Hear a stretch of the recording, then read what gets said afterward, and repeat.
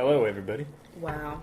It's the 21st episode of CoffeeWithChrachel Coffee. I almost said Cooks. God damn it. Almost did it. You almost I'm did so it. used to that. Yes, we are adult 2.0, because I feel like 18 is like... Another one. You're an adult. This is like adult 2.0. Yeah, so we figured because the podcast is turning 21 that we would have actual alcohol tonight, and so we are like double fisting right now with some regular coffee, and our friend Bree brought us this locally made coffee. Farm to table. Yeah, farm to table. And this is coffee infused vodka, and it's from... It's right there. It's really close. It's right there. Okay. No, Heritage. I was trying to say, like, the place in Washington. But, okay, you can be a dick. It's in Gig Harbor, Washington. Okay. So, this is, like, you know, right down the block. Not really. But it's made here, and it's really fucking strong. But it is really delicious. So good. You just drink that with a little milk. And you're, like, good. So we had some shots. We had some with milk. I don't like putting it in my coffee, though, because it's, like, too much. And also, the coffee we're drinking tonight, Chris. The coffee we are drinking. So, you may have heard us talk a couple of times about this little place called Coffee Plant Roasters. Well, those kind folks have sent us a care package of sorts. I screamed. It's like one of the best packages I've ever received in the mail. The first coffee shop to send us coffee, even though it's because our friend's sister works there. Regardless. I'm like, back when, I don't know, yeah. Back when, like, what was, like, one of the first brands to send you products because of you, too? God, I'm trying to think, but, like, you know, something really random, you know? Yeah. But this is not random, because this is good shit.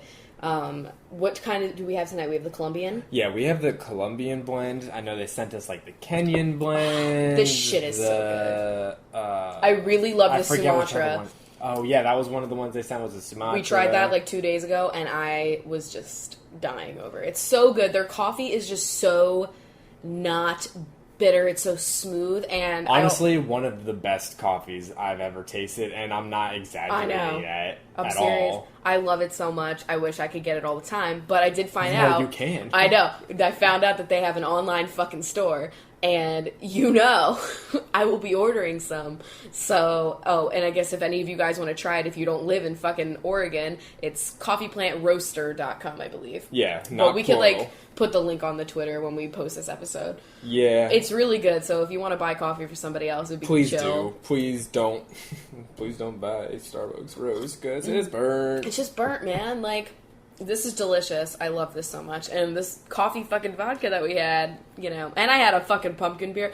Honestly, that was a bad idea. So much festivities. That was stupid. We filmed yesterday for my YouTube channel, which is youtube.com/Rachel Whitehurst, if you want to. Nose plugs. Yeah, check that out. Pumping those pumpkins right now. We did a drunk review of pumpkin spice products. And it was fucked. I think that was the most fucked up I've been in a video so far. Yeah? Because it was late Not at even night. Mustard? Ooh, mustard I was really... But this one I feel like I was like slurring. Like, I was like, yo, editing this video, I was like, I need to chill.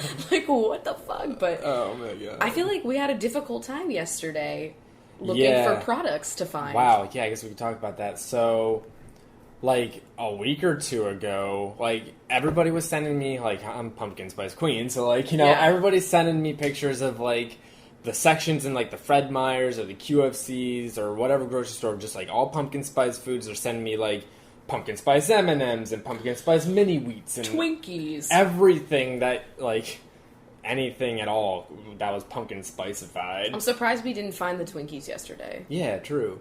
And so, like, we go to the grocery store not expecting it to be over already because it's, like, we went on, what day was that? That was a Friday. That was the 16th. Like, of October. Pumpkin Spice literally launched, like, 2 or 3 weeks ago. So Pumpkin Spice is now a September thing, and then the rest of October is, like, prep for Halloween, and then it doesn't matter anymore, apparently. So just think about that. So, yeah, we go to QFC, and we really struggled to find some pumpkin spice stuff. We got, like, 2 things in QFC. And then we went to Trader Joe's, which is still, like, pumpkins everywhere. But even they had dialed back. But it was nice, because there was a lot of pumpkin options, and we had never really had Trader Joe's before. Yeah, so that was beautiful. We've actually got some of the pumpkin scones that we had in that video. I've got them here because I was like, I want some of these scones with all this stuff. I'll probably start like eating those during the binge time. I'm pumped though. Pumpkin. I keep making that shitty joke like I really 2 seconds. I really urge you guys to watch this video though because it was really funny. I think I loved it. We're gonna be doing. I'm doing my drunk pumpkin carving video. Me and Bree literally, text about it, every day. We're like, oh my god, I'm so excited for this. So I think that's being filmed, this week, coming up. Because right now it's Saturday night. And I love how I literally did nothing but work today. It's great. I do this every Saturday. And then I'm like, I forget that I have, a weekend thing. My schedule is, not what normal people's work schedules are like. But I kind of did that to myself. Because I was like, I'm going to upload on Saturdays. Hey, we filmed it yesterday. Yeah, thank God. I hate filming drunk reviews and editing them all in one day because you have to drink so early in the day, and it's just I don't love that. So luckily we got to do that on Friday night, so that was good. But we're gonna do the drunk pumpkin review, and then I want to do. Maybe you guys could let me know because I'm trying to figure out if I want to do. It would probably be either just me or with you. I haven't decided. Depends on the video type, but. I want to do maybe other people's pumpkin carving, people I just have everybody tweet me the most fucked up pumpkin carving they've seen, and I review those, or people's crazy pet Halloween costumes. Both would be good. I think fabulous options. I feel like I have to be alone just so I have the picture that pops up. Oh no, yeah, that's fine. That's okay. But. I feel like... You're literally there and always... every fucking video. I feel like all of your Saturday videos for the rest of this month are just going to be drunk videos. I know, I feel kind of bad. I'm like, I think it's great. But I did a couple of, more... I did a video about mental health, and then I did... Bye-bye phobia, too. Bye-bye phobia, yeah. So it's this is the lighter half of the month, Yeah. Fuck. It's hilarious. I feel like people think that I drink a lot more than I actually fucking do. Drink a lot of coffee. Yeah, really, though. See, we actually do drink a lot of coffee, though. That is the one thing, the reason, it's not, a loose thing for the podcast. We weren't just, struggling to figure out, what we were going to do. We fucking knew we were going to do coffee because it's literally all we do all day is pump more coffee into our shitty bodies. Yep. That's it. It's pretty much my life. So, what else have we been doing, Chris? That was fun. So, actually, one of you Benchos was here for an interview. Yeah, that was also yesterday. Yesterday was a lot. We did a lot yesterday. The Lexus in Flavortown was here. Yeah. I actually didn't find out if she drove a Lexus or not. I didn't ask her. Fuck. I should have done that. I'll fucking ask her that one day. But, Lexi was here, and she is interviewing me for her college newspaper. And I'm pumped about that because it's a Washington paper. So I was in it too. Yeah, Chris was in it, giving some advice and shit. We talked about the podcast. We talked about a lot of good things. It was really fun. We had coffee with her. We gave her we brewed the coffee plant roaster. I think we had the Sumatra yesterday, maybe. Yeah. And it was really good. She liked it. Now 2 Benchos have had coffee with Crachel IRL. I'm if I could get every single Bencho to be able to have coffee with me, I think that would be the goal. So end goal. So Benchos, if you're in Seattle, hit us up. Don't hesitate. We're pumped. I need to stop saying the word pump has lost all meaning. God damn it. So yeah, that was really cool. And then we've been doing just a whole lot of Fixer Upper. Oh my god, Fixer Upper. New favorite Joe.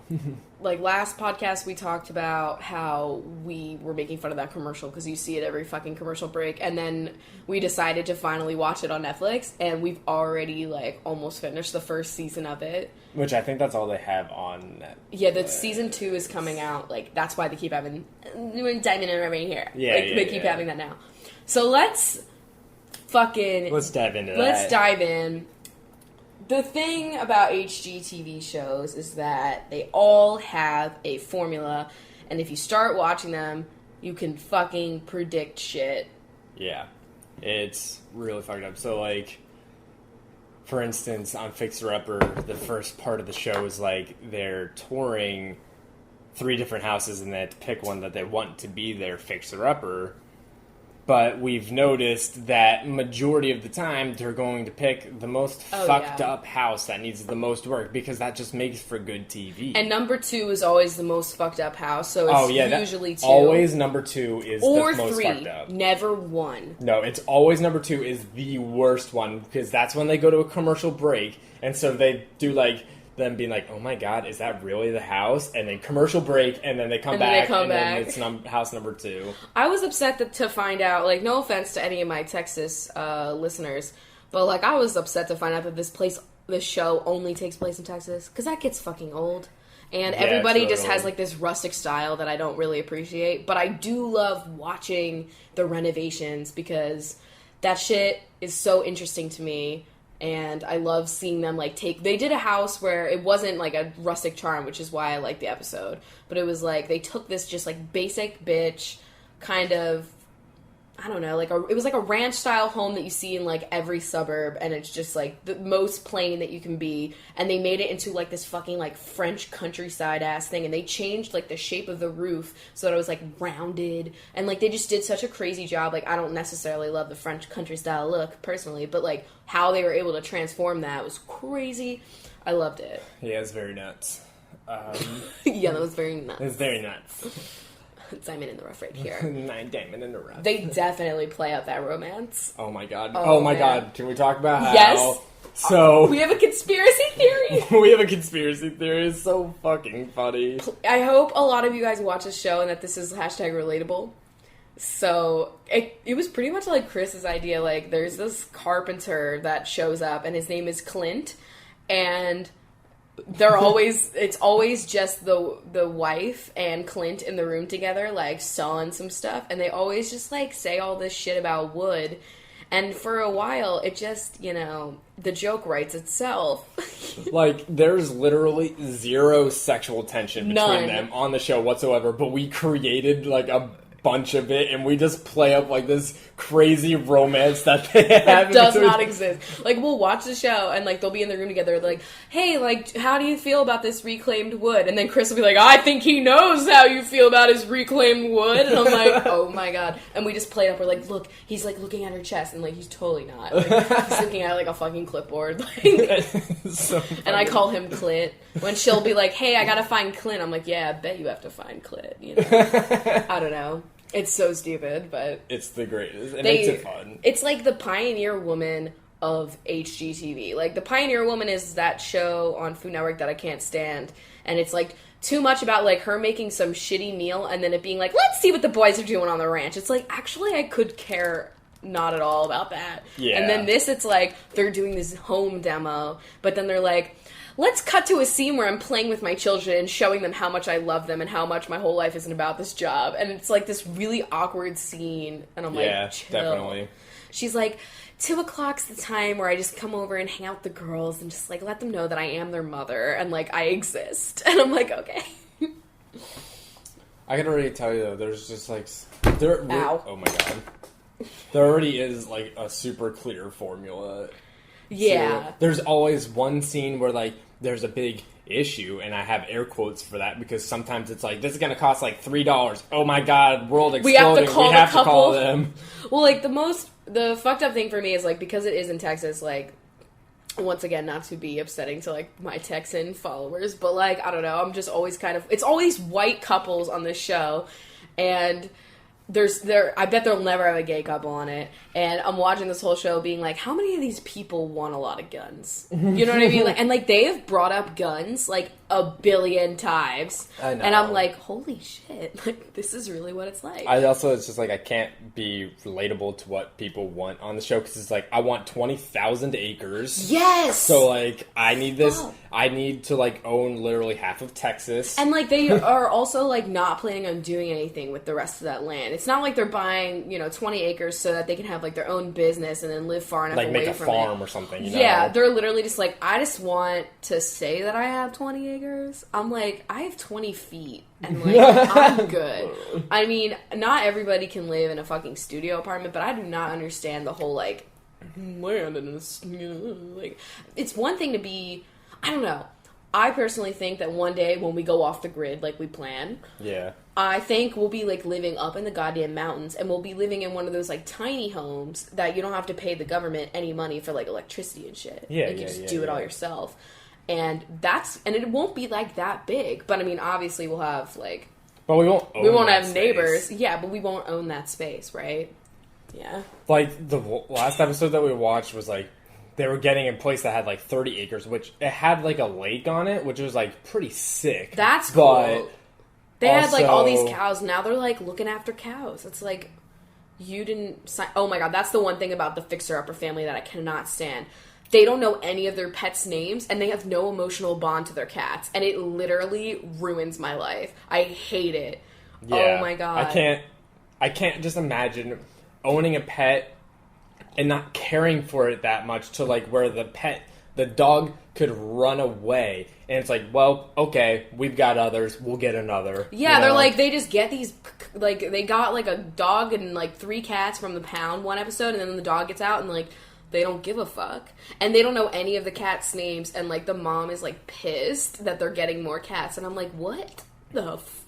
Like you don't have to like cats, but you, like, I don't get people that have pets and they don't have, like, a love for them at all. Like, they just have them and they're there. Yeah. And if, like, something happens to them, they're like, oh, guess I'll get another one. It's like, that is not a goldfish. And even goldfish deserve better. I had a goldfish that lasted a whole year. Wow. And it was, like, one of those goldfish that was at a fair outside getting, like, cooked in the sun, and it still lasted. We named him Jesus Fish because he, like, he took charge. He made it. Yeah, that's probably the worst part. But Fixer Upper, it's a pretty good time killer. I still enjoy watching the renovation, and, like, it's like I get a little bit of House Hunters at the beginning. Yeah. And then I get a little bit of, like, the 10 billion renovation like shows. Love It or List It. Yeah, a little bit of Love It or List It. But, like, there's not really a lot of List It, you know what I'm saying? But I don't get, like, the extra exuberant drama that goes on with Hillary and what goes on in the house. But, like, it's so funny the way they try to create drama on Fixer Upper. They'll be like, this shutter is, like... yeah. She, like, painted a shutter blue, and then they hated the color, and then so they had to paint it, like, a lighter shade of blue, and, like, they made, like, a 15-minute scene out of that. Like, oh my God. And there was one thing I remember, they were, like, adding a bathroom, and so there had to be, like, a sewage line that was, like, added to that, and so it just, like, went around, like, the bottom corner of, a garage or something like that, and, like, they literally already did it. Like, it was done, and then they're like, this is, like, we're going to call them up and we're going to be like, hey, do you want us to do this? They gave them, like, 3 options as if they hadn't already, like, made the pipe. Like, the pipe was there. And they were, it was all built, and then they were like, hey, do you want us to do this? And they were like, yeah, I guess that sounds like the best option. I'm thinking, like, well, it's a good thing you said that, because it's fucking done. Also, literally nobody ever says no to anything they suggest for, like... Yeah, I love that. It's all these rich people, and they're like... On Love It or List It, like, some fucked up thing will happen in the house, and then they have to take out, like, the entire bedroom. They're like, we can't even do anything to this bathroom now. And then on this show, it's like, yo, the whole roof is collapsing. And they're like, it's fine. It's, like, an extra, what, like, $8,000? Whatever, more money. The roof won't collapse this time. Like, they don't give a shit. It's so funny. But they make it seem like they're gonna give a shit. Some episodes, they really stretch it on what they deem a fixer-upper to be too. Because they're like, we're going to change the floors. They walk through the entire house. They're like, okay, so to get fresh coats of paint all around and some new flooring, and, we're going to add a bathroom for you, like, that's going to cost you, like, $10,000. And, like, that's the extent of, like, what this house needs. That's not a fixer-upper. And then the other house, they'll be like, all right, we're bulldozing the whole thing, starting from the ground up. It's going to be $80,000. I love the Extreme Home Makeover Edition, like... reveal. Yeah. Are you ready for your fixer-upper? And they're always like, I'm ready. And it's like that cameraman. Who is the cameraman that gets paid to peek in between the two screens that they're about to pull away? And there's like that sliver. HGTV loves that shot. They love that when they're peeping on people on Love It or Listed. They're like out the window. On Love It or Listed, they're like creeping everywhere. They're like in the attic shooting down from like... Yeah, you're right. They're like creeping through the blinds and they're still the blinds. Oh my god, I hate us. I want to be that cameraman. Lila's feet. Oh. She looks like the witch underneath the fucking house that in like Wizard of Oz. Oh my god. Oh my god. You are knocking everything I keep throwing my phone. It's fine. I'm just a little like jittery. I think it's the coffee and the alcohol together. I'm just like a jitterbug. So in other TV, we literally just watched Girl fucking Meets World. Yeah. Girl Meets Texas Part 1 and 2. Okay, let's just talk about this. So, Girl Meets World is the spin-off show from Boy Meets World, obviously. And I always still call it Girl Meets Boy every time. I fuck it up every time. And it's like the cheesiest goddamn show that's ever existed, and honestly, everything about it is horrible. However, we're still watching it for the little, like, scraps they give the Boy Meets World fans. Literally, though, like, it's only for Boy Meets World fans, because half the shit they talk about on there is, like... It's so bad. It's so referencing to that, and, like, people that are just watching this show are like, what the fuck is going on? But, like, I got resolution with Angela and Sean Hunter. I got resolution between fucking Eric Matthews and that boy he almost adopted. Like, storylines I never expected to be dusted off. Yeah, and right. so, me, as a Boy Meets World hardcore fan when I was younger, my nips love the show. And, like a year ago or something, we watched through all of it. It was, like, 2 years ago, yeah. Yeah. And I was just, like, nostalgic train for me. I loved Boy Meets World growing up. And it was definitely, like, a lot better than this. Like, honestly, this show has some really good themes. Like, fuck. They have touched on so many topics that would not have been touched on ever. Which is really awesome. Talking a lot of... They talked about, like, cultural appropriation in, like, the third episode. Yeah. That was, like, a whole episode about that. I was like, holy shit. I didn't know what that was until I was in college. Yeah. So that's awesome. Fucked up and great. I wonder if other shows on, like, ABC Family and Disney and stuff like that are the only like show that. I watch is The Fosters, and that show is like, oh my god, imagine having that show when you were younger. Like, I know, right? I would love to have had these shows. Oh, and like My Mad Fat Diary, even though that show is like geared towards teenagers, I'd say, so a little bit more adult. And it's an English show. That show, like, oh even my god. like, it's gonna fuck you up. Parenthood, like, even that show. Yeah, you're right. Oh man, Parenthood. But I just made everybody cry right now. I know. I just think about Parenthood. If everything keeps my ways, it's all come true.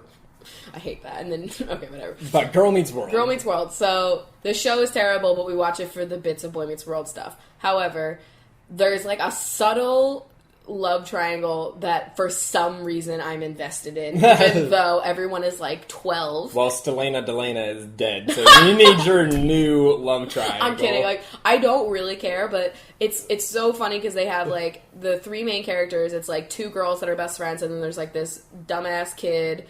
And he looks like 25 for being in, like, what is it, 8th grade or something? Yeah. It's crazy. But we looked it up. He actually is, like, 16. Yeah. And I was shocked. I really thought that this was, like, a 20-year-old. And I was like, I can't believe that people can look this old. It's like Jeremy on the Vampire Diaries, yes. trying to pretend, like he when he's, like, fucking buff as shit, and pretending to be, like, he's still in high school. He's like the Hulk. It's fucked up. Same with this kid, though, honestly. And so they're all, like, friends or whatever, and the thing is, like, there's, like, the really nice girl that's really nice to him that's, like, the first, you know, it's, like, the Stelena. And then there's, like, the friend that's always a dick to him, and there's, like, this stupid, weird sexual tension there or whatever, because they're, like, they hate each other, yeah. And I always ship that couple more, because I love that. That was, like, Sawyer and Kate on yes. Lost. Okay, I still don't ship Kate and Jack. I will never. Though I loved Sawyer with Juliet.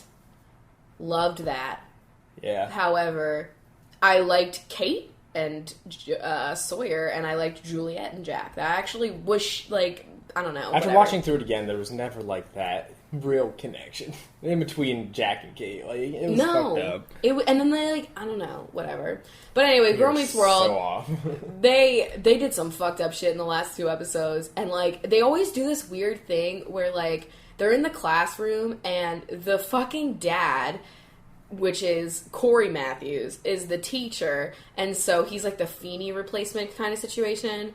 And they have him, like, literally talking about, like, their love lives in front of their whole class. And it's so uncomfortable. Like, every time we watch one of those scenes, we're always like, what if we were just, like, two kids that were, like, in the back of this class and, like, what the fuck would be happening? And they don't, like, and they kind of make fun of that, too, like, in the show. Like, the show itself is very self-aware. Yeah, and they, like, will poke fun at, like, how weird it is. But, like, it is fucking weird. And honestly, that vibe was never, like, it was never weird on Boy Meets World because it was, like, literally a teacher that just happened to be a neighbor. And it wasn't like, she literally, I don't know. It was so weird. There was this one episode where, like, the dad is trying to, I don't know.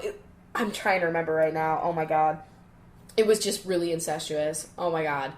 Oh. You know what I'm talking about? When he was like at home, I'm daddy, you know, but, like, at school, like, I'm your teacher. And, like, at school, like, the teacher is trying to teach her to do something that's risky, but, like, daddy doesn't want her to, like, you know, do any risk. But even though when he's at school, he's clocked in, he's the teacher. And it was just so, like, I don't know, it was fucking weird. The whole thing is a little weird. TV. Just, like, and also, like, the conversations these kids had amongst themselves, it's like, no fucking kids talk this way. No kid is I was still collecting erasers at this point in my life. These kids are, like, talking about such deep things, and I'm literally, like, I was definitely really into erasing playing products. with mud. Like, oh, that too.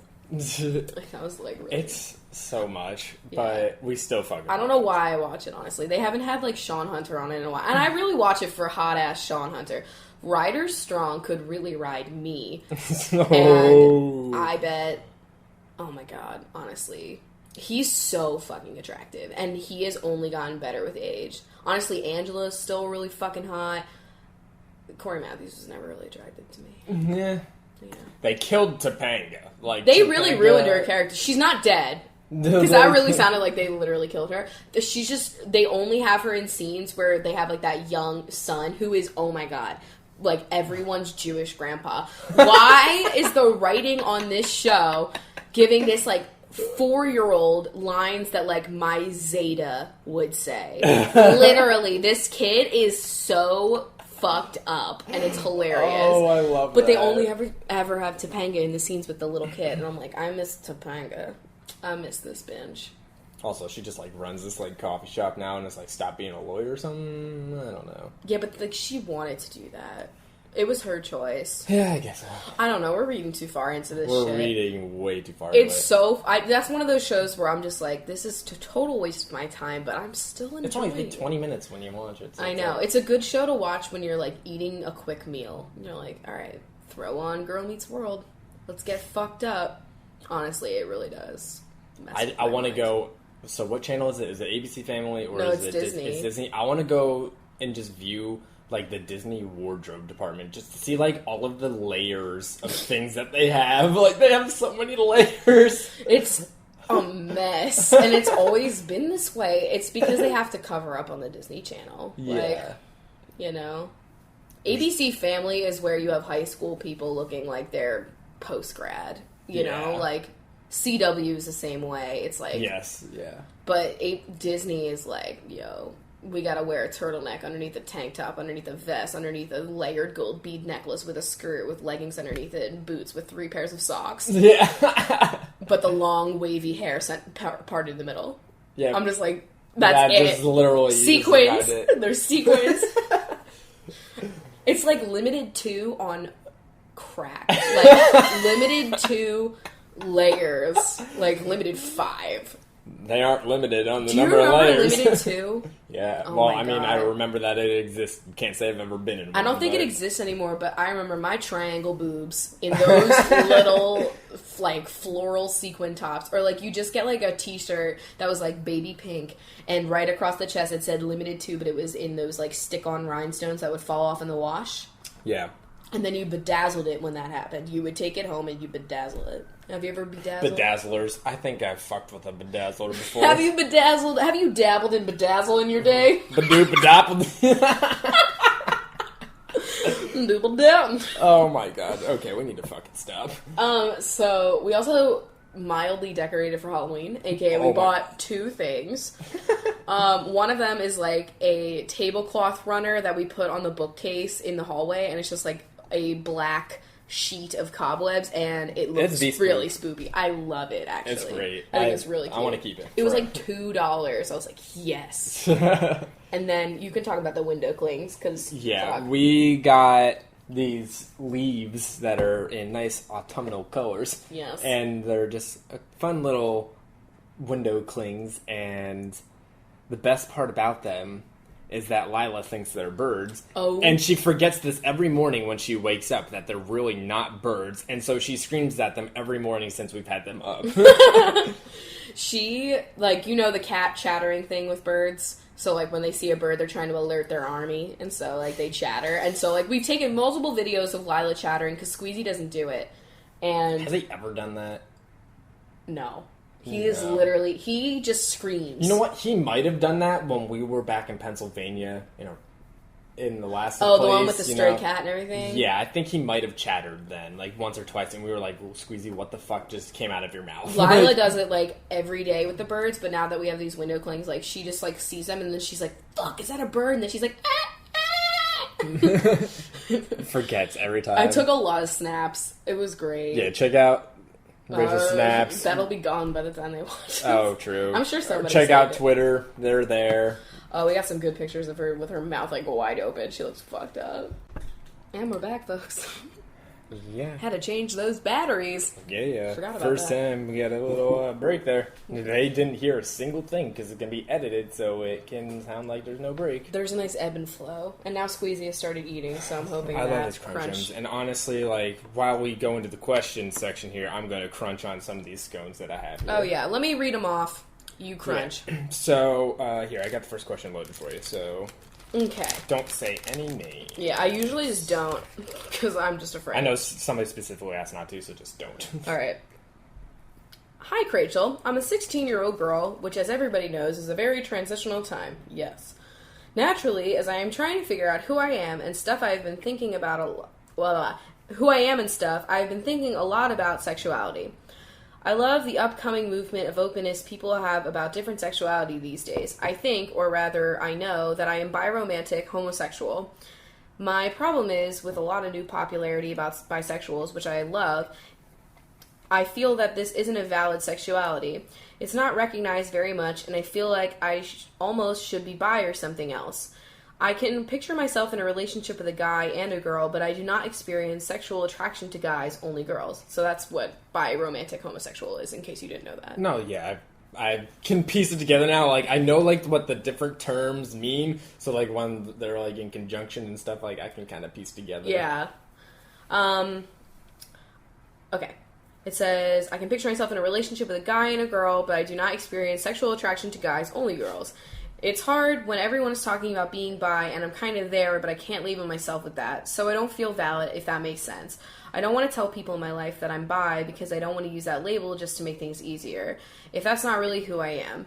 I'm not sure if you can help me, but any advice would be much appreciated. Thank you, love you guys. Okay, this is a great question, I think. Because I was going to say, first off, like, if you're not comfortable with labeling yourself as bisexual, like, just don't do it. If you're comfortable with, biromantic homosexual? Yeah. Then use that, because, I mean, like, that's what it is. And so if you're going to say anything, use that. Now, obviously, that's a fucking mouthful, and you're right, not everybody is going to know what that is. I mean, people are having a hard enough time wrapping their minds around homosexual and bisexual as it is. So obviously, I totally understand that part of it and why that's probably, like, weird for you to be like, it's kind of how I feel when people ask me, like, what my career is. I'm like, like, you know, it's just like, how do I explain this in, like, one word? It's going everywhere. I know, but, like, it's true. Totally not the same thing, but I feel you. So I think what I would do in this situation is, because it's really awesome that you, like, know that much about yourself. Because at 16,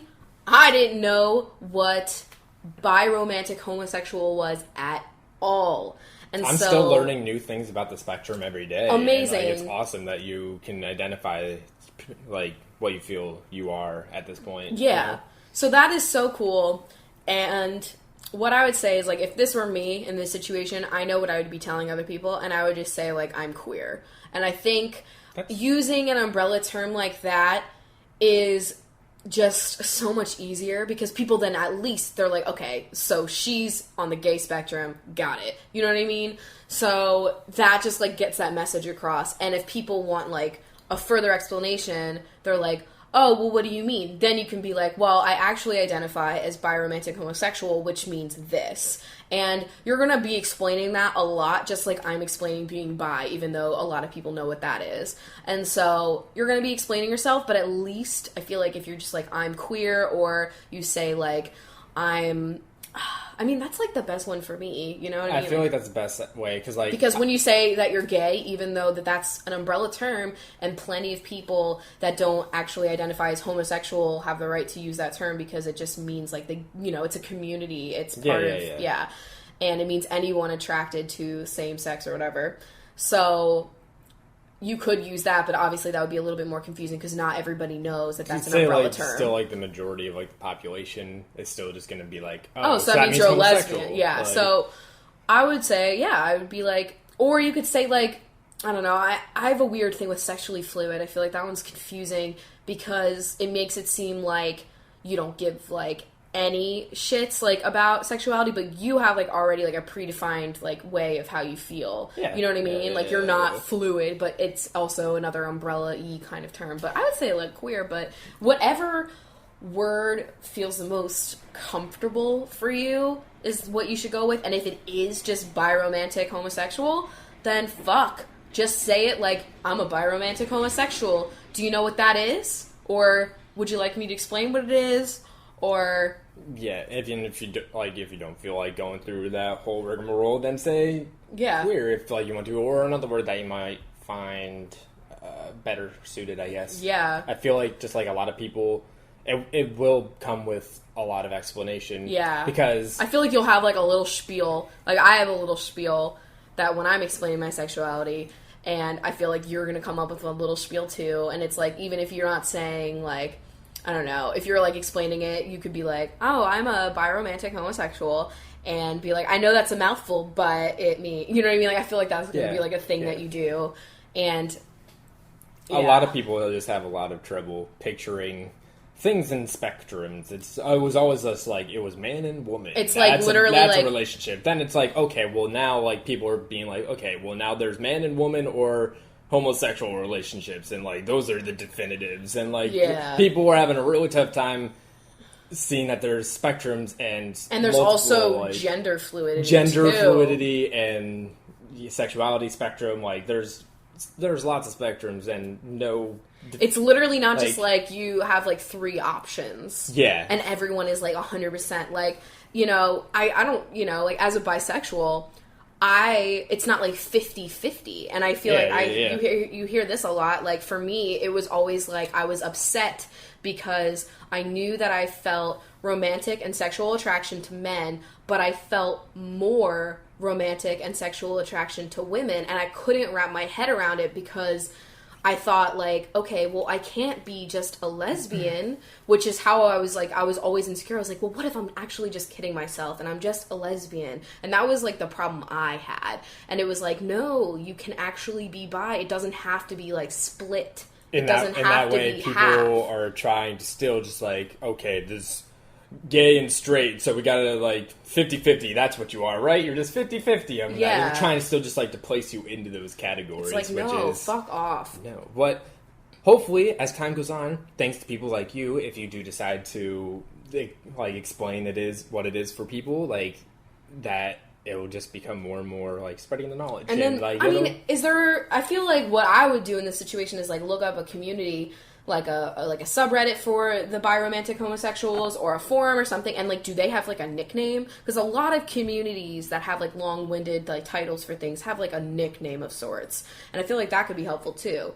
But I actually don't know what it is, so I hope that was it. I hope that helps. I think it's still really fucking cool that you know anything about your sexuality at 16. So like, because I know that's because, like, more people are talking about it, and, like, we didn't have any gay media at all when we were 16. I mean, fuck. Like, barely any. And you had to, like, go looking for it. It's like, if I want, because I we had, like, Will and Grace. Yeah, I know. And that was, like, not good. Yeah, I know. And anything that we had was not good. It was only white male gay material, and for women, it was, like, impossible. And so, like, for me, as, like, a young, like, very curious mind, you know, I really wanted to, like, watch The L Word, and it was an HBO show, I believe. I think it's HBO. One of the channels that you have to pay for. I think it's HBO. Yeah, and so I knew that we couldn't have access to it. This is before the internet and, you know, being able to, like, find it online and stuff. And so I remember, like, wanting to, like, borrow my friends' DVDs, but, like, I didn't have a TV in my room, and so, like, it was impossible for me. Yeah. And then once we got YouTube, you know, I was up on YouTube, but I felt so guilty trying to watch, like, literally fan videos, like, with no sex of, like, girls. And so I would have to, like, clear the history, just, like, you know, just, like, all of that. So fucked up. So. Although thinking back now, I don't know if anybody in your family would be able to find the history. Yo. Wow. No, actually, that's not true, because there were times where, like, my mom would, like, say that she, like, would check the history and shit, like, all the time. But she could just say that. And True, but I feel like she did. I feel like she would be the type, too. I mean, fuck. I don't know. I don't know. But I was clear. I don't know, man. I was clearing it. I highly doubt the technical skills. I was so calculated. I would, like, clear it, and then I'd look at a bunch of, like, other websites, so it wasn't like I didn't look at anything, but, like, that there were still websites, but they were, like, DisneyChannel.com. That's the pro. Yeah, like, Neopets. Like, it wasn't, like... Club Penguin. Yeah. Fuck. Yeah. Oh, my God, and when we got Netflix, I remember I was watching... was some lesbian movie, and it was like the recently watched thing on your Netflix, and your sister was like looking, and I was like, fuck. That was me. Oops. Oh my God. I remember when your sister's boyfriend found my erotica that was like up on my tablet, because he like hit to like go to like the Safari or whatever, and I had been like reading some like fucking /fic bullshit, and he was like, what is this? I was like, oh my God. And I totally threw what's her face under the bus, like the girl that had given me the tablet. I was like, oh my God, I always knew she was gay, like, blah. And I was like deflecting so hard, and then like they left the room, and I was like, Chris, that was mine. God. Fuck. God. I was not out back then. I was like still like, what the fuck. Alright, let me move on to the next one here. Yeah. It says, hi. Hello. Hey.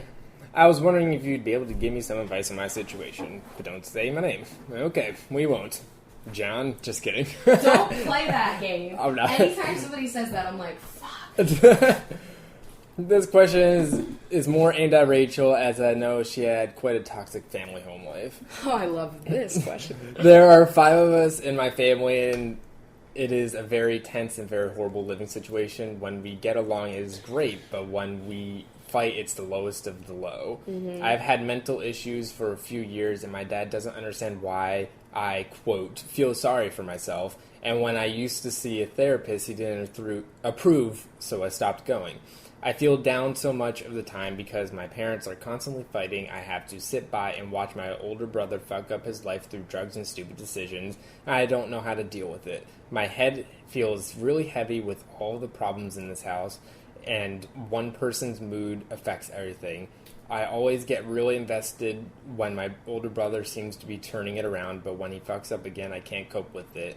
I am not in a position to move out yet, as I'm at university and live at home, so I feel trapped in this negative space. For a while when I started college, I perked up a bit as things didn't bother me as much, but now more and more I just don't know how to handle things, and I don't want to go home, and when I do, I just hide in my room and cry. I guess what I'm asking is, how did you cope living in a situation that was so toxic? And maybe I'm asking if you could give me advice on what to do, because my anxiety and depression just get worse and worse when I'm here. Okay, my family was not as big as yours, but this, and like my sister wasn't like doing anything. It's family of 4 instead of family of 5. Yeah, so it's a little different, but I feel like I'm definitely like nodding my head to like everything you said. Even just reading that and like not being you, I can see like like thinking about I'm like, yeah, you had to like high highs and low lows. Ooh, yeah. That's the thing. That's the thing. Fucked up thing. The thing with the family, for me, was always, like, we'd have all these low lows. Like, it was bad. Dangerously bad. Yeah. And then they would do something super generous for the two of us, especially. That generosity, I feel like, didn't happen really until we started dating. And I think it was because when we started dating, they were like, there's someone that can take her off our hands. I truly believe that. And so they showered you with, like, love and gifts and affection and money, literally, for our move. Like, I swear they were just like, get out of town, man. And, like, that was so strange because they would do these horrible things, but then they would, like, financially do something really nice for us, and then I'd have to be like, okay, what do I fucking do? Because I didn't want to be an ungrateful piece of shit, but at the same time, I was being treated really badly. And it is definitely not a point where we were, like, financially stable. So, oh my god. Sometimes, like, they would swoop in at when we were at the worst times because I feel like they knew. Yeah. And then, like, it's like, we, like, really need this. I didn't want to take any of that stuff, yeah, I know. But to help with, like, sorry, I had to burp there. Deal with, like, the living at that home. That, like, for me, because when I was in college, like, every time I was away at school, I was, like, a lot better, and I'm sure that you can, like, feel that, too. No, I think she's staying at home while she's at university. Oh! I think so. Wait, can you read that part again for me? Because I thought it was, like, she had to come home. I just took a picture of my home screen. Oh, my God. Good job. Because I made it a point, like, my parents at first, like, didn't want me to go away, and I think it was because, like, they just wanted to mess with me. Yeah, I am not in a position to move out yet, as I'm at university and live at home. Okay. Alright, so,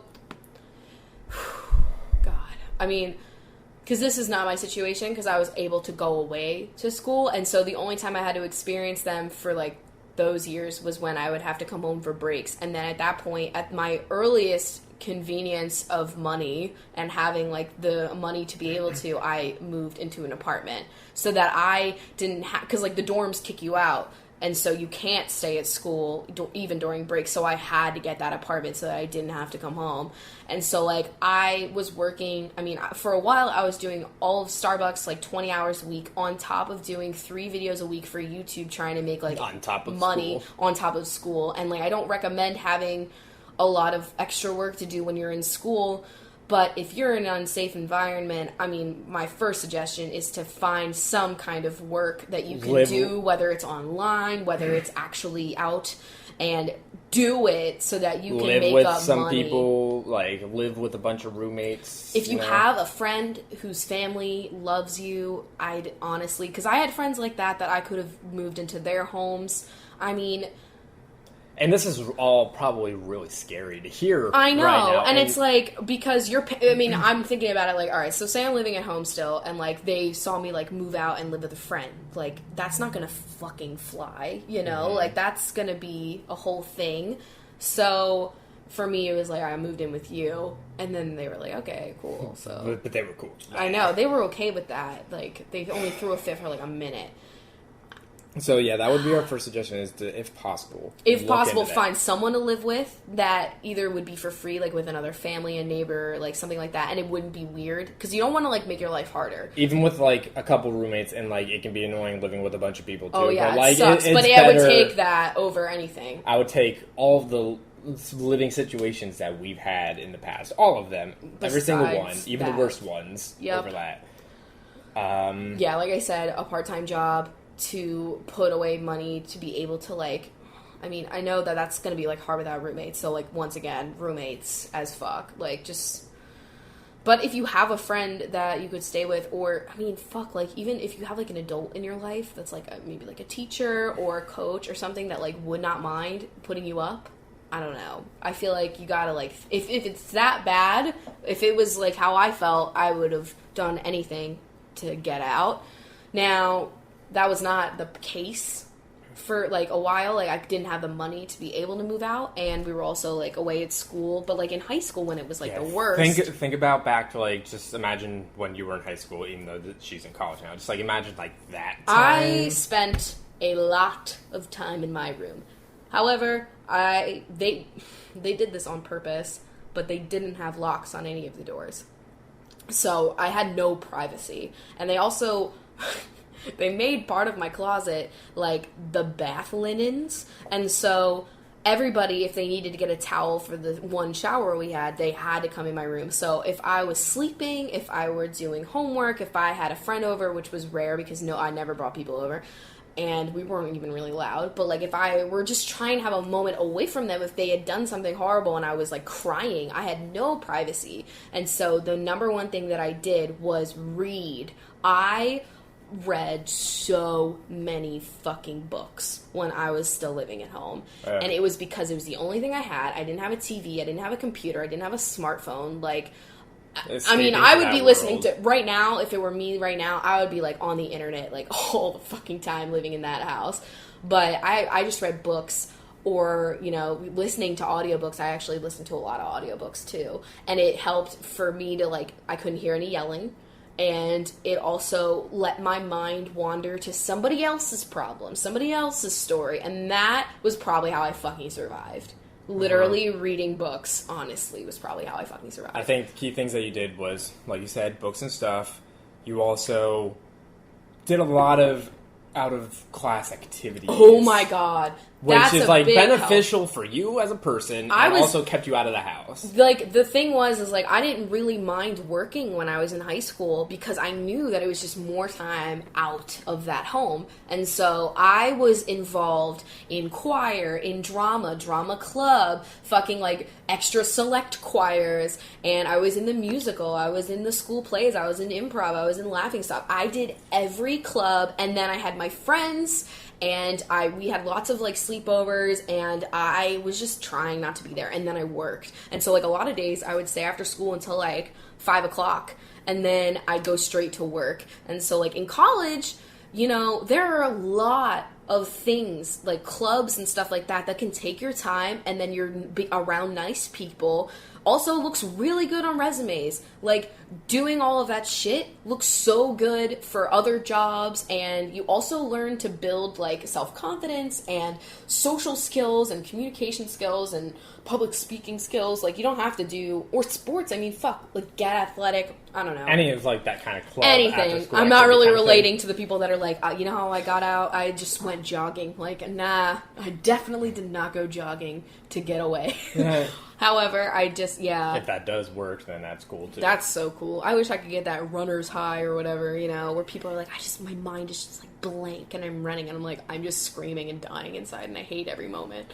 So, like, I think the last thing I was going to say is, like, back when you were in high school, like, while you were doing all of these things outside, and you're reading all the books, and trying your best just to avoid as many of those situations as you possibly could, since you could not leave, and you just worked your ass off towards getting to that point where you could leave. And that started with you being away at college for a good amount of the year, and then that turned into you having an apartment and then moving here. Like that, you just kept your mind focused on that, and you knew that was your goal. You and knew my that you goal were gonna move. Literally was to move to the farthest away point ever. And I didn't quite do that, but, like, United States wise, I fucking did that. Yeah. I did it, bitch. Like, and I'm so proud of me for doing it. And guess what? They kind of helped a little bit, which really sucks. And I hate that part. But you know what? I did what I could. You did what you had to do to better yourself. Did it. And you know what? I don't give a fuck. Like, at this point, I'm out here, and I don't give a shit. But that's not everybody's story. So, but I definitely, like, I made that my, like, goal. And now I'm kind of like, what do I need to do now? Like, I need something. Get away from Squeezy. Yeah, that's my next move. Oh, my baby. So, we're pulling for you. Yeah. We feel you. I totally understand, and I really hope that you have some good people in your life that can give you shelter, / at least, like, comfort in those moments. Like, I had some really good friends, and I had some teachers that I really relied on when I was still living at home, like, all the time, and it, like, literally saved me. So, yeah. Everybody just needs a Miss Honey. I say this all the time, but I really wish that there was a Miss Honey for everyone. From Matilda. Yeah. That was who I had, a Miss Honey, and it really, I mean, actually, oh man, I won't go into it, because I'm just, like, thinking about, like, why we don't talk anymore, and it's literally because of my mom. I'm like, what the fuck? But yeah, I think everybody needs that. Okay. All right, let's go for a more, I know. A little bit of a later question. Whew. All right. Brandy Coates, Bincho. If you and the Chunks were planets in the universe, what would they look like, and what would the weather look like on any given day? I love this question. This is a really unique version of us and the Chunks. Like, yeah. So, if we were planets in the universe, what would they look like? Okay. Well, let's do your planet. It would be a gray with a lot of swirlies, because there'd be so many storms. Yeah. And, like, lenticular fucking clouds. Oh, like, honestly, God. how hard did you just say? You knew. Lenticular. You knew. Lenticular. Oh. We're gonna have to pause. Lenticular. I know, I didn't go there, but... Lenclitular. Okay, anyway, I'm done. I feel like that would... And the weather would just be, like, literally the whole thing is a storm. Mm-hmm. But everyone had these, like, super cool underground, like, communities. Like, Fallout. Okay, I hate myself. Yeah, I mean... Do you feel that? I feel it. Either that or it'd be bright orange and it'd be, like, pumpkin spice oceans. I feel like that works. I was thinking of something else, but you know what, that works. What was yours? No, what I was going to say actually might work a little bit more for you. Oh. Which was the planet is just all water. Oh my god. And it's like in Bioshock, the city Rapture, it's an underwater city. Yeah. I feel like that's you. That is actually the best thing you ever said. And I definitely have like a hot red core. A what? A hot red core. For my hair. I'm confused. It boils the water, I guess. I'm still confused. Whatever, Chris. Shut up! It's fake! You're trying to make me look like a No! twat. I'm just confused. A hot red core? Yeah, for my hair. It's red. My planet would have a core. Oh my god. What? The core of a planet. Oh my god. Okay, so you're just fucking dumb. God. Alright. I thought you were trying to make me look lame to all the NASA listeners out there. I was really confused. NASA, if you're listening, hire me. I knew what a core was. Oh my god. What do you think a core is? Like, work your core? Like Blogilates? I was thinking, like, apple cores. I was like, what? You're a fucked up human. Like, okay. mad. Squeezy's planet is literally just like bright yellow, like his eyes. Bright yellow, and there are also like fucked Meteors. up storms and meteors hitting it, and like everything is mad. No, I think it's like, you know when a star is being born and it's exploding by a bunch of meteors coming together or whatever? I think that's what happens. That's Squeezy, like, always. Also, if it was like a real like round planet, I think it would be like shaking violently. Yeah. Like, it wouldn't even be on its own, like... Constant plates moving, so there's constant earthquakes. Oh, yeah. Oh, yeah.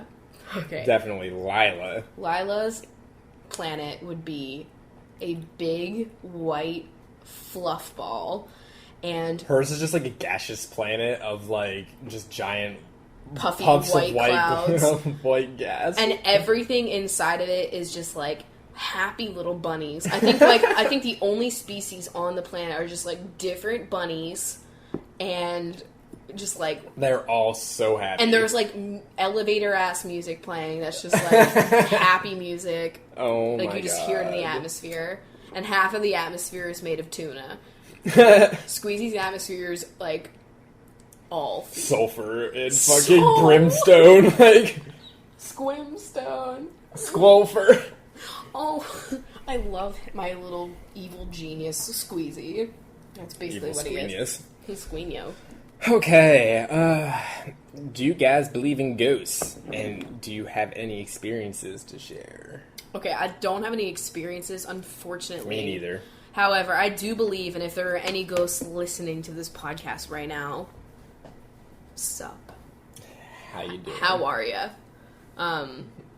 Trick or treat. I definitely think it exists. I watch those stupid shows. What and if? stuff. What if ghosts is just our connection to the Berenstain universe. That's something. That is something. Yo. Okay. Let's Berenstain the fuck out of things. Okay. How are you doing this? I don't know. I'm just thinking of our literal. Oh my god! I'm thinking of our literal one example that we have. Yeah, but we can't say that. Yeah. Okay. So yeah, the ghosts are just people in the Berenstain universe trying to talk to us. That's fucked up. It's like Matthew McConaughey behind the bookshelf. Like, those are ghosts, and they're just like telling you to not go back there. Murph. Go. Murph. Tell me not to go. Oh my god. Don't let me leave. Honestly, I'm emotional right now. This makes me think, though, every time we talk about ghosts, like, there's this one video I watched, like, when I was probably, like, in, like, 9th grade or something, and it was just, like, one of those shitty old internet videos. It's, like, ghost picture montage, where it's trying to just, like, scare you, and it's, like, a whole bunch of these, like, ghostly pictures, or things that could have ghosts in them, and it points them out and tells you a little story about them, too. But this entire video, for whatever reason, was backgrounded by the song Love Roller Coaster. What? Which is, like, some fucking shitty-ass, like, disco song from, like, the 70s or 80s or something like that. I love how you know so much about disco. Can we just talk about that really fast? Like, Chris was, like, obsessed with disco / 80s hair bands. I am the commander on the ship in The Martian. Yes, absolutely. Like, honestly, that was one of the first things I knew about you, like, going into dating, that you loved 80s hair bands. Yeah, that's like, great. so nuanced. Anyway. So nuanced. But now, for whatever reason, the only thing that stuck with me from that video is that damn song. I can't listen to that song. I literally can't listen to it without, like, thinking of that and, like, all the scary shit that was in that video. Oh my god. It fucks me up. So I'm gonna get, like, 20,000 fucking people tweeting me a YouTube link to, like, a Love Roller Coaster, like, concert or something, you know what I mean? Yeah. Sorry, I'm just in the Coffee with Crachel hashtag right now, and it's fucked up. We didn't even ask for questions, but there's someone who literally just took a picture, and it took me forever, like, this whole time you were talking, to figure out what this meant, and I figured it out. Okay. It's a picture of bananas, and it says, "I don't know her, but I always think about her." Oh, and I saw it's that. because it has Dole Yeah. on it, and that is so fucking So funny. nuanced. And also, apparently, the brother from Halloween Town looks like you, and honestly, it's not a lie. That's me. It's That's definitely me. fucked up. Alright. Is there one more, like, simpler question, then we'll bench it up? Oh, yeah, I mean, fuck. Let's be honest. There's one right here. Okay. It says, fuck, marry, kill. Food Network star Guy Fieri, Diners, Drive-Ins, and Dives Guy Fieri, or Guy's Grocery Games Guy Fieri. Alright, I'm gonna say kill grocery games, marry diners, drive-ins, and dives, and fuck Food Network Network star. Wow, exactly the same. Yeah. Oh my god. Yeah, I don't actually watch Guy's Grocery Games, but I've seen the other two, and it's not, like, honestly, I wouldn't kill him in any way. No. This is our Lord and Savior, like. Yeah, like, what the fuck? This is heresy. Well, I don't know what that means. I think that's the right word. I don't know. Well, I was trying to do the God and the Son and the Holy Spirit the other day, and I don't know what I said, but I was like, you know those three things? Those three. I was like, those three things, it's like the Amen, the Bob, and the Goalie Spirit, and you were like, what? I was like, Oh my god, the goalie spirit hockey. That's the Goalie Spirit right there. Okay, let's fucking bench it up. Alright, hand me this tableau. So, benchos, if you don't know what those are, is this your first episode listening to us? What a weird The episode. benchos are the kind, generous people that have decided to take the extra step in supporting this show, and we love them for that. Yes. You guys are the best, and you can learn more about being a bencho at patreon.com/CoffeeWithChrachel. Yeah. I guess it's better when you say Patreon, because, like, people actually know how to fucking spell it instead of I say Patreon like you say Periscope. Patreon, and I'm like, Patreon. Patreon? Scranton. And you say Periscope instead of Periscope. I'm sorry. I'm ugly. Alright. Quinoa. Oh, don't you start. Let's bench it up. Oh, what's the theme? We always forget this. What's the goddamn theme? Alright, let's fixer-upper these bitches. Really? Yeah. Okay. I think we absolutely could. Or it's either that or Girl Eats World. No, it's too much. All right, Fixer-Upper. Fixer-Upper. Selena, you're the cement countertops that Chip has just poured. Yeah.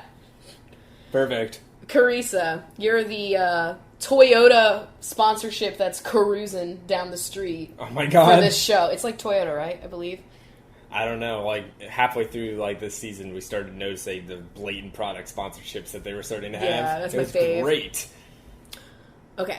Stephanie. You are the steps that they are remodeling because they are just a little bit out of level. Yeah, hate that. Brittany Owen. Hey, Clint, you're owing me some good wood later tonight, said Joe. Oh my god. That was a little fixer-upper roleplay. Oh, Ooh, I'm gonna write that. Slash fanfic. I will literally write that. The Chip and Joe. No, it's Clint and Joe. Clint. But we could do an episode about swingers, and it could be they invite Clint over for a long day at the log cabin. Oh my god. I don't know, whatever. Alice and Shannon. You are the chandelier. Ooh. That Joe has made from reclaimed wood. She loves that reclaimed wood. If you want to play drinking game with that show, reclaimed wood. Take a shot with reclaimed wood. What is it? The wood flaps behind walls. Oh. Shiplap. Shiplap. I didn't even shiplap. Shiplap. The shiplap. She's always saying that, and I'm also, I didn't know what that was. Just take a shot if they make a oven hood out of wood. Oh, true. They love those wood hoods, and I'm like, Okay. Angelica Feliz. You're the gel that Chip applies to his front of his hair, and he's always like, Jill, you like my hair? Oh my god. Raleigh Blevins. The old Blevmeister. You're the Blevmeister. That's looking for a nice fixer-upper on Fixer-Upper. Are you ready for your fixer-upper, Raleigh Blevins? I am. Sarah Seaman. You are the men that are helping from Magnolia Carpentry. Pinchos. Yeah, what is their name? They have 3 businesses, and I don't know what any of them are. Oh my god. I only know Magnolia Farms. Dana Daly. Okay. I can read that from all the way over here. I know. Dana Daly. I forgot to read it. I was already thinking. You are the daily kid corral that Chip and Joe have to go through to get their kids off to school before they go working on the fixer-upper that they prominently display halfway through the episode. Lenny Wells. You are that really rustic well that's on the property that, they want to revitalize, so that's your only source of water. Yeah, we want to restore this because it just came with the house, and it's got that charm. Kylie Williamson. You're the... William and Sonoma. Store run. No, that's too mainstream for her. She goes to, only, Austin. True. No, okay. You're the, Kylie Williamson. You're the willpower. Of Chip and Joe to, run 3 businesses. Honestly. And be TV personalities. Betsy Moscato. You're the Moscato wine that they have staged in the new house. When the couple walks in, they have on a cheese the nice plate. Little distressed wood table. Or their new granite countertop. Perfect. Megan Wilson. You're the mega demo day. Demo day, notorious demo day. It's demo day. Every beginning of the episode, they're like, "It's demo day, my favorite day," and they they take down one wall. And they're like, wow. Kelly K. You're the Kelly Green polo that one schmuck was wearing in that episode. Oh where we were god! Oh my god, he was a little twat. So, enjoy that! Brittany Livingston. You're the living and dining combination. Oh my god. You are the formal living room that's just not necessary anymore. They're always shitting on that formal living room. Yeah. I'm the same way. I don't want a formal living room. Fuck that shit. I don't want to be formal. Clairwood. There's literally so many fucking things we can do right now. Okay, you are the custom wood cabinets. Made of reclaimed wood. From the home. That Clint made while he had wood for Joe. You're not wrong. Oh my god. Kelly Adams. You're the adding up of the prices so that they can get the total Reno price. Reno? Yeah, I know. Did you see that? Reno. Reno. Temple Murray. You're the murky water that's underneath the foundation. And they're like, oh shit. Oh shit. This is going to be $4. It's actually never happened, but I would say it could. It will. Hannah Peterson. You're the hand that's holding the hammer that smashes the first... Hole what in is the it? wall. They're like the opening. They're like a framed opening. Oh my god, yeah. They love those. Framed openings, yeah. I don't know why they do so many framed openings and not just like cutting down walls, but I guess they would know better than me if like, low bearing and all that shit. Is it load bear? Load, yeah. I've been saying low my whole life. It's load bearing because it's carrying the load of the I roof. know, I just thought everyone was stupid. Oh my god. Oh man. Wow. Turns out it was just you. I know! Don't you hate it when that happens? Oh my god. Can they stop? Squeezy. They're still doing construction. It's 9:30 at night on a Saturday, and they're still working on construction. And they stopped early yesterday because of football. God damn it. So that's why they're working late on a Saturday. Fuck Them. football. Jenna Gordonier. You're the gourd. You are... On the farm that they have. Okay. You are the TV in Gordonier Hall that is playing episodes of Fixer Upper. That would never happen. It Wow, does- Chris. it does- Maybe in Berenstain universe that would happen. Oh my god. Please stop. No, that'd be like, whatever, anyway. Melissa Andrade. You're the anger that the couple feels towards Chip and Joe when they find out that there's a fucking problem with termites. Oh man. Sasha. You're the soft color that they've chosen for the wall. Ooh. That's right. They always like a nice lighter They, subject like, color. honestly though, like they always try to make it seem like they're trying to do the house for the specific person. They but I feel actually like have they their own always, style. They always do their own style, and it's always a family of like blue and green, but it's very pale on the walls. Always. And they always have... They have never. There's done teal. at least 2 distressed wood tables in that house. Which So, I like personally. I like, but it's literally and they use the the same same house every subway time. tile and the same farming sink every time. Yep. But anyway. Anyway, now that we shit all over Now the that show. we dragged the show, Rebecca Whittington. you're the witty jokes and banter between the two hosts when they're trying to do those little, like, We're a couple. scenes. Yeah. Michaela Jernigan. You're definitely that Jergens natural glow that fucking Joe has. Oh my god, yeah, she's got a glow. Brandy Coates. You're the... The coats that they're all wearing when it's a gloomy day in Texas while they're viewing the houses. True. Marisa Bell. Oh my god, you were literally that school bell that was in the last episode that we just watched that they preserved because it's got rustic charm. Yeah. Larry Brinson Jr. You're the layer of wood floor beneath the rug that they pull up. And they're like, wow, look at this natural wood. Yeah. Look at Clint's natural wood. Oh. Sarah Carlisle. You're the car garage that they must have in their new home that they have to make. Yeah. As opposed to those other types of garages. Honestly, Chris has been dragging me this whole episode, and it's really fucked up. Lexi Ortiz, you met us in real life, and you had coffee with us, and you're awesome. Lexi is the only bench to meet the cats, and that's what I'm gonna have to say about this fixer-upper. Oh my god. Next. Brittany Cella. You're the knee slapping jokes shared on set. Oh shit. Bridget Dubin. You're the bin of vintage books that she puts. Oh like my when God. she's setting up the house. There's always vintage books. She loves those books. Also, those damn letters that are like the light fixtures, you know. Grayson Clark. You're the gray granite tile in the bathroom. Sure. Yes. Yes. Vlyn Vance.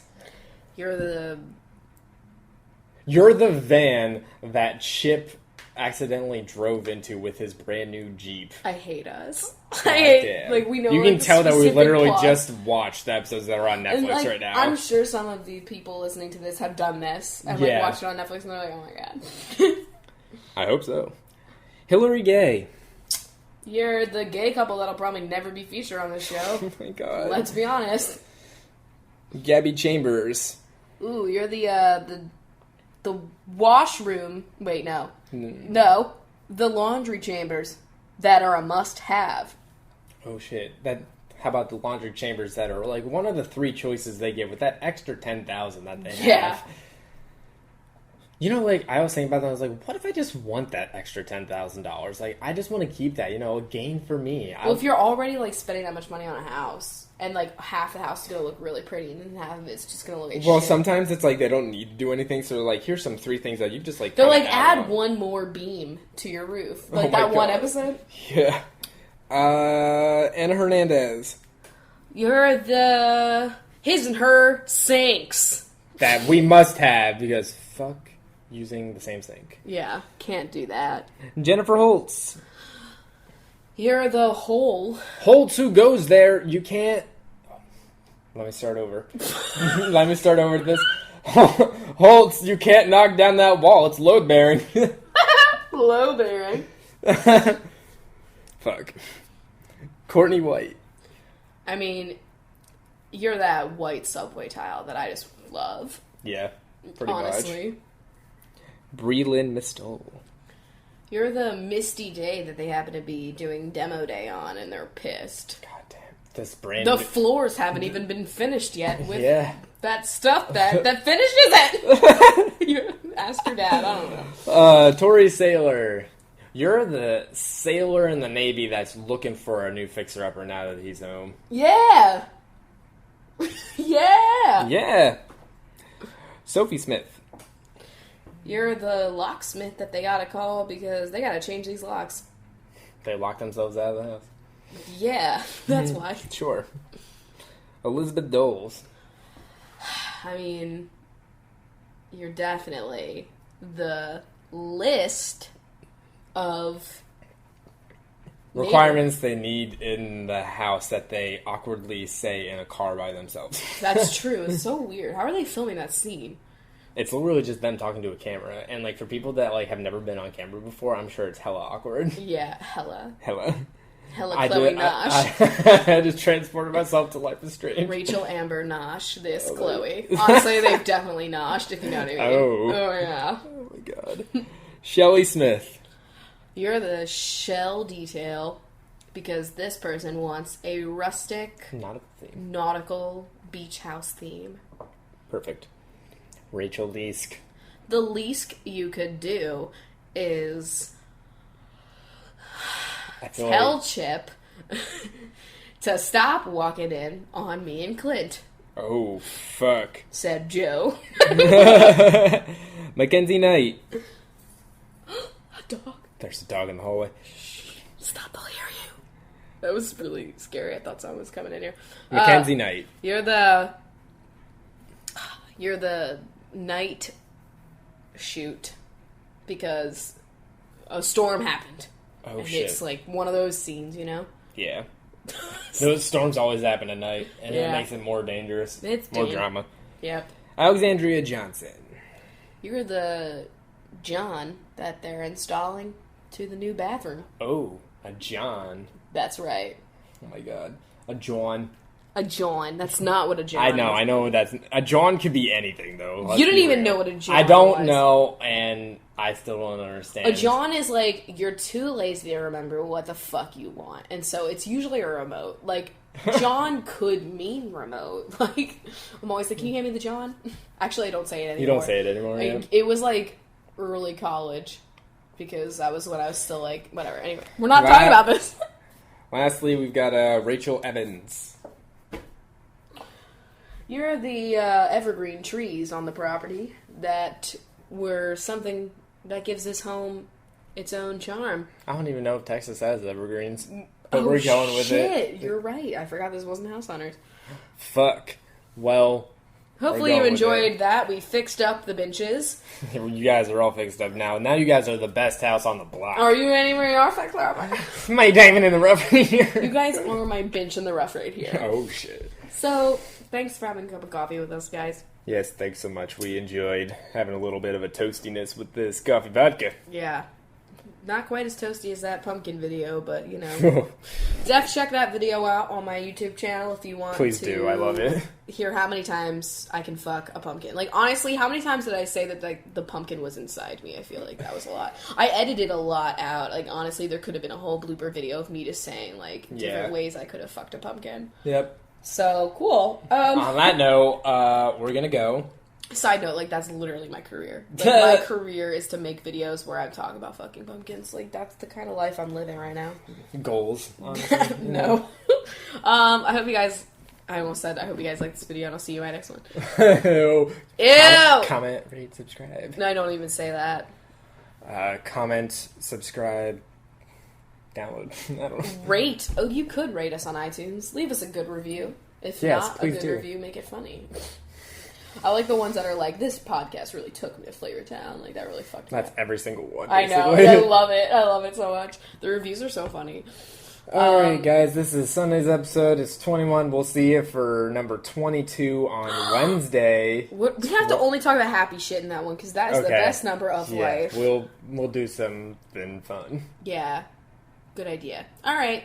We'll tell stories or something. You know, something could possibly happen. Shut up. To make that fun. Don't talk. I'm not talking. Don't even think. I'm not even...